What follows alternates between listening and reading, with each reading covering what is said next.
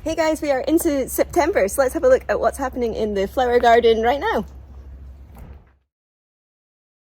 For anyone that doesn't know, my name is Peggy and I'm in my second year of growing a cut flower garden here on my allotment in Kanagawa Prefecture, Japan, which is just south of Tokyo in USDA Zone 9B. Thanks for checking out my channel. Okay, so we are into September, which means hopefully things are going to start cooling down. We're still at 34 degrees today. We tend to be between 30 and 35 degrees every day. That's degrees Celsius, which is 85 to 95 degrees Fahrenheit. So we are still hot, and a lot of stuff in the garden has started to slow down and go dormant. Not my zinnia though, which are banging. So before it gets any hotter here, I'm going to go ahead and harvest all of these and get them cut. And then we'll have a look around and see what else is happening. Look at all of these zinnia. They're amazing. These are Burnery Giants. These pink ones are Art Deco. Then I've got my cactus ones, which are Senorita Pink, these ones. That one's a bit past it. And let's move down here. These are more Burnery Giants, though they're slightly less giant looking, although that one's really big too. And then I've got some of my Queen Lime series, which hasn't done so well this year. They're still quite small. That's really the first one I'm getting, but they seem to have a lot of more buds on them, so hopefully they're going to come on more during the season. But these are looking great, so I'm going to get them cut. These are way too gone, but you deadhead them, and when you deadhead them, you do it with a long stem, and that promotes them to come up with a long stem again. Don't just chop off the heads, because then you'll only get a teeny tiny bit back. You have to cut the whole stem.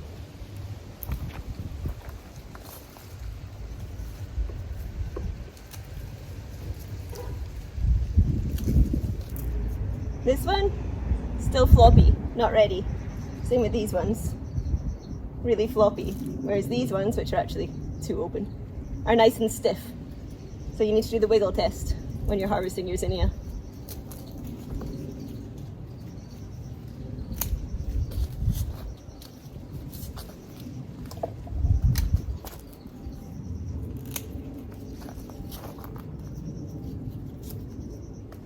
I could cut these stems a lot longer. I could take them right down to here and have a really long stem, which if I was cutting them to sell or I was cutting them for bouquet work and stuff is what I would do. But because I'm just cutting them for myself in my house, I'm going to put them in small individual vases probably, so I don't need a huge stem length on them.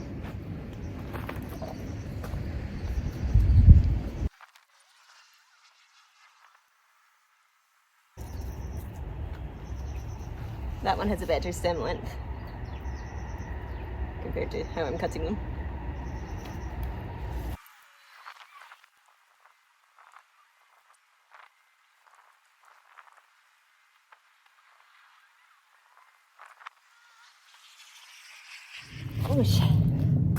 Zinnia. Okay, so now that my zinnia are cut, what else is flowering in here? Let's have a look. Can you guys see this massive hornet? I'm just gonna let it do its thing before I talk about these.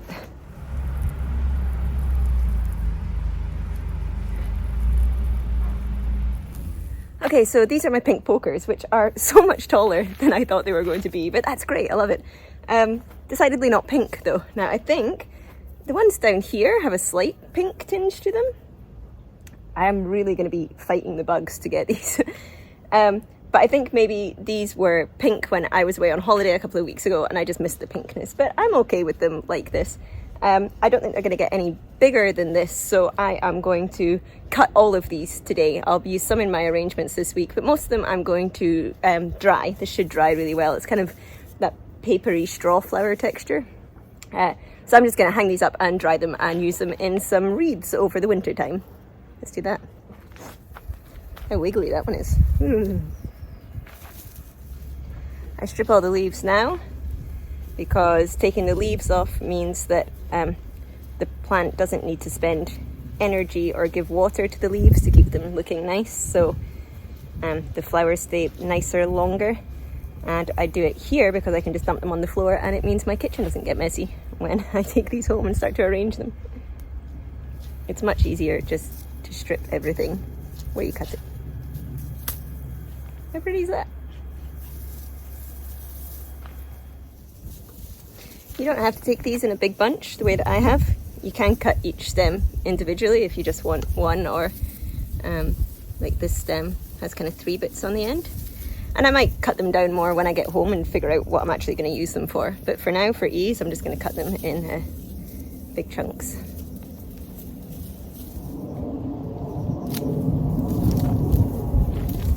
And I've never grown these before, so I'm not sure if I cut these back like this, they might give me a second flush. So I'm not going to cut them down to the ground. I will leave that stem there as a little experiment. Oops, broke that one. As a little experiment, and see if I get any more off it. We are in zone 9B, so although it is getting cooler, like I say, it's still hot. My first frost, hard frost, isn't really until the end of January, February, so we have a really long season here if things can survive through the summer, which is a big if. The other reason I'm cutting these back is because they're so tall. We are in September now, which in Japan is typhoon season. So once I've got all of this harvested and I've done a few other chores, I'm going to start getting the garden ready, so it's a bit more prepared for the storms that are coming. And so because these are so tall, they are really susceptible to the wind, and I don't want to leave them on and then end up losing everything in the first storm that comes. So I'll cut them back now, and that means I've definitely got them for drying, and I don't have to worry about putting in extra support and things to try and protect them over typhoon season.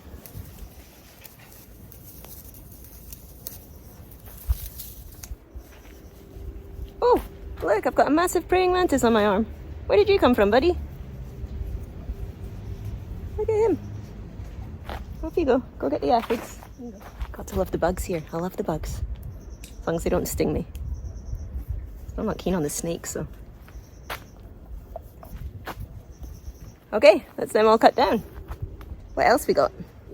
Okay, so down here are my rudbeckia, and I cut some of these last week. I made a big bouquet out of them, and some more have come back. But because I've not been down and cut them at the right time, you can see, like this one.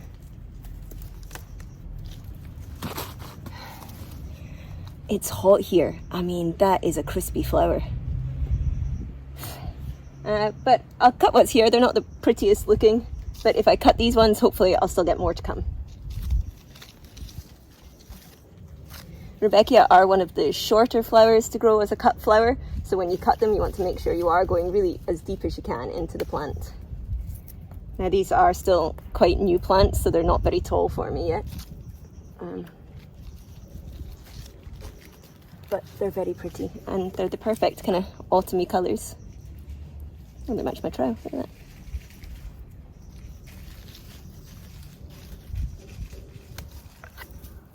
Trow, there's a good Scottish word for you. Trousers. Pants. Whichever you prefer. I'm gonna go around there and get the others.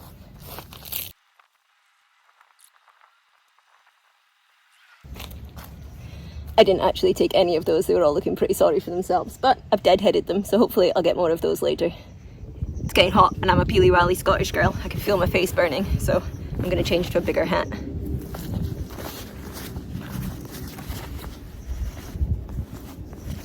Better. My strawflower are just starting to come. Now this is quite difficult because this one here is the perfect time to cut. It's got about 3 layers of its petals open and it's still closed in the middle, so I really want to cut this one, but it's got so many little buds around it that aren't ready yet. I think I'm just going to leave that one. It's also covered in ants, weirdly. Is that a strawflower thing? I don't know. But I've got lots more about to come here as well, so they're going to look really nice for some autumn colour. I'm excited about that, but not today. Okay, so down here I have my salvia and it's ready to come. It's looking really good. I'm really happy with that. I'm just not quite sure where to, let's look, where to cut it. Do I cut the whole stem or do I just cut individual ones? What do we think? I think for me, if I was doing again, gonna make a big bouquet with them, I would want the longer stem, but I'm not. So I'm just gonna cut it short. Shrink it down. So pretty. And it goes really nicely with the other thing that is constantly blooming because it's a workhorse. And that is my verbena. We're going for purples today, I guess. I've got some of those nice big pink zinnia as well. That'll look nice. Purples. Wonder if I've got any scabious left. Let's go check that. I think the answer to that is no. The scabious looks well and truly done. There's a few flowers on there, but not enough, and not with thick enough stems for me to actually use. Scabious is a perennial, especially here in zone 9B, so I'm really hoping this will come back for me next year because I like this at the beginning of the season. It was one of the first to come up and it gave me a nice kind of filler to be putting in with everything because this is one of the smaller scabious, and it had a really good vase life as well. And because of that, I've actually ordered some more different varieties to put in the garden, which I will be seeding in the next couple of weeks. I've got another kind of smaller one like this in the pink colours, but I'm also going to get some of the nice bigger ones if I can find the seeds. I want to get some of the bigger, kind of more showier ones because I really enjoyed having scabious in my garden. Now, I did try and grow some scabious last year as well. I tried the Black Knight and I just could not get it to germinate. I tried starting it at home, I tried starting it in the garden, and just nothing happened. And this is actually one that I planted then and it didn't come up last year, but it did come up by itself again this year. So I have put some other scabious seeds around trying to get the Black Knights to start, and they haven't, so maybe they'll come up next year as well. But I did really like having the scabious in my garden, so more of that going in. But I think for now this is gone. Okay, so there's today's bucket. Lots of zinnia, lots of my not pink pokers. I've got some of that salvia, some of these little daisy that are growing in the garden, some of my verbena, a couple of the rudbeckia. Yeah, so it's not a massive amount, but it's plenty to make a nice arrangement for my genkan to welcome in the autumn. I really like these. I haven't got them in the garden next year. I think I might have to, because they're really nice. They make a nice noise too. Very autumny. Oh, the other thing I picked was some of this different type of statice. I think this is called statice caspia, if I can get it out. And I've only got a tiny amount. It's not done very well in the garden, but I really like it. I'm not sure if that's focusing for you. Yeah, it's just got this kind of small purple flower on the top. Kind of looks a bit like asparagus maybe, but I think that'll make a really nice filler. So I might try and get a bit more of that in the garden next year as well, see if I can start it earlier, because I like that one. So I am going to leave these in the shady bit here, which is also where I'm going to sit for a bit and cool down. There's a mosquito on my mosquito net. And then we have to look at what else I need to do in the garden. So although I did a lot of weeding last week, which you'll see if you watched my last video, which I called Weeds, they've come up again. They're everywhere, absolutely everywhere. So I'm going to go over and give the garden another weed through, and then do a few more chores. I've got to chop down my cosmos, which is crispy and gone. I need to pull up my stock, and I need to start making room to get some stuff in the ground.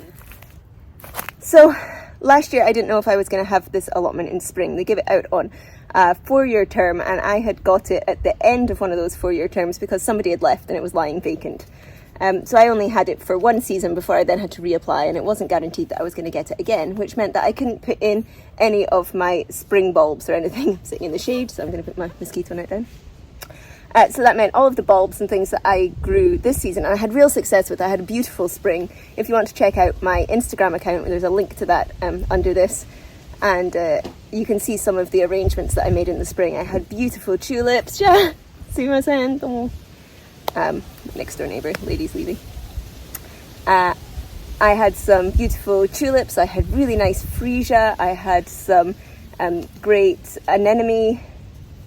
What else did I grow in the summertime? Freesia, tulip, anemone. I had a couple of iris. They were all really, really beautiful, and I really liked them. Ranunculus, I had a lot of ranunculus as well. But I could only grow them in really small containers because my garden at home is pretty crap. So this year I'm really excited to get stuff in the ground. Now I have started buying things, I've started collecting things, and they all say that I can put them in the ground in September. And this is where you have to really know where you're growing before you put things in the ground. I could put things in the ground now, but like I say, it's still really hot here and the ground is baking hot. I don't want to put bulbs in and either have them really bake in the heat, or alternatively, if we have a bad typhoon season, which it's looking like we might have based on how many typhoons have already been hitting Asia. I mean, we've had 3 big ones already. They haven't directly hit Japan, we've just had the tails of them. But that will bring a lot of rain, and equally, while I don't want them to bake, I also don't want them to get really, really wet in the ground and rot. So I'm holding off. I'm going to wait until the end of typhoon season, which would be about the beginning of October, before I actually start putting bulbs in the ground. Now, last year I didn't put my tulip bulbs in the ground until November, so I'm confident that that's not going to be much of an issue here. So I just need to get the garden prepared and ready so that once typhoon season passes, I'm ready to get stuff in the ground. I will be starting some of my seedlings though, but not until the kind of mid to end of September, because they can sit on my windowsill for a little while they start to germinate. I like to put them in their little domes and get them germinating inside before I put them outside. But when I put them outside, I have a tiny little garden. I don't really have a proper greenhouse. I've kind of got a plastic seed, I call it my seed pod, and it's very small and it tends to blow down. So I don't want to start seeds and put them out there only for a typhoon to come and it to blow down and me to lose everything. So although I could be starting stuff earlier, I could start now, I'm not going to, because typhoon season will just destroy everything. Pointless. So I'm going to have to hold off for a little bit. But right now, I need to get this garden weeded. This stuff, I pulled this all just a couple of days ago. And it's coming up so fast. And then, within like a week, it's this big. What are you, you horrible weed? Get out my garden, it's everywhere. It's over in this corner as well, but this is also being taken over by this vine, which is also a weed, but it's a clever weed because it's disguising itself as the other vines. So I'm going to have to go and rake through and figure out what's flower and what's weed. Look, you're a weed. I know you're a weed. Get out. Mwahaha, weeds. I win. A nice weed-free garden. But I'm dying. Oh my god, look how red my face is. Okay, so I weeded out all of this area here that was covered in the vines, and a lot of what I found there wasn't the firecracker vine, it was the cheetah pants weed that disguises itself as vine.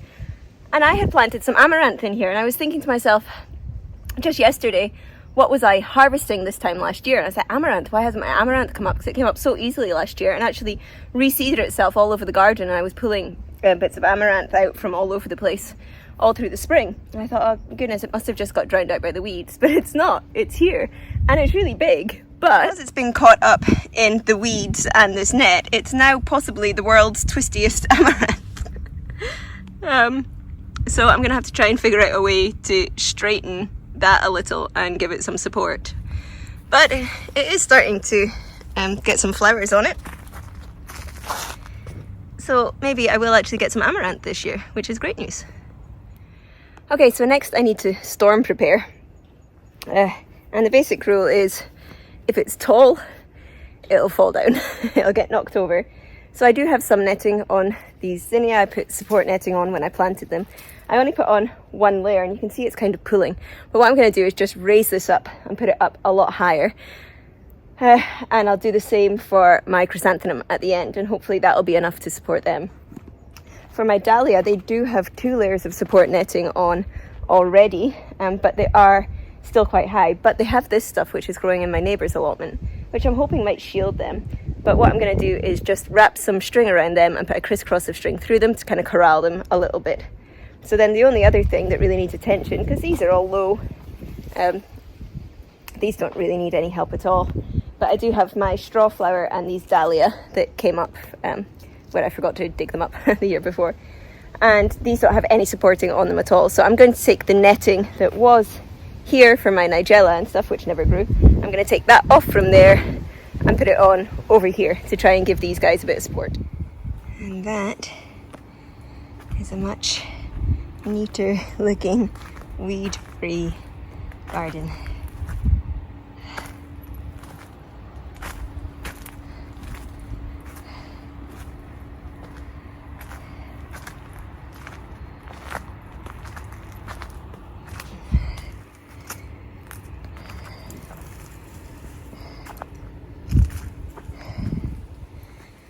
You can see I've corralled my dahlia a little, just to give them a bit more support. Kind of crisscrosses through them.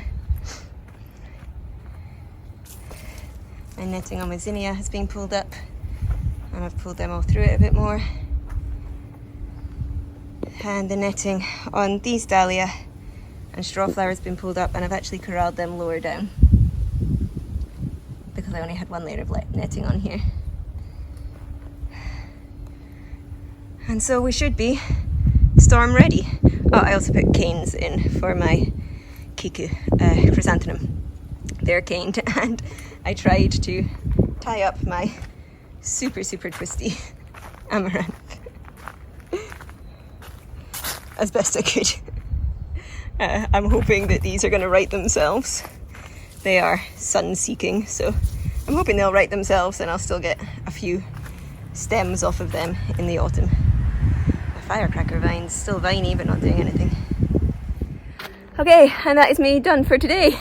I am so hot, but the garden's storm ready, which makes me a lot more confident. So it's time to start thinking really about next year and getting all of my fall seedlings ready, making sure I've got all of the bulbs and things ready for the garden, and going over where that's all going to go and how I'm going to plant it in successions, so that I can get the best use out of this garden. Because I mean, looking back, I see that I've had some really nice displays over this year so far.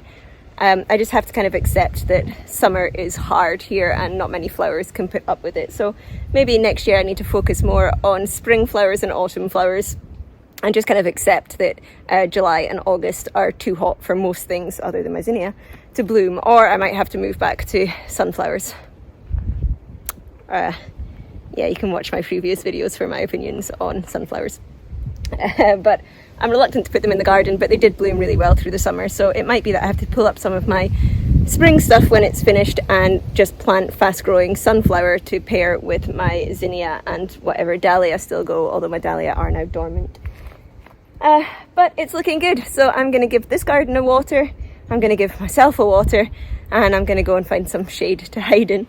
If you want to look back and see the things that I've made with my cut flowers and what I'm going to be making, I've been drying stuff all year so that through autumn and winter I can be making wreaths and wall decorations and just fun stuff with the stuff that I have dried. But you can check that out on my Instagram channel, and there is a link to that under this video. And if you want to follow along and see how the rest of the season goes and what my plans are for next year, then please hit the subscribe button below, and I will see you guys next week when hopefully it's cooled down a bit.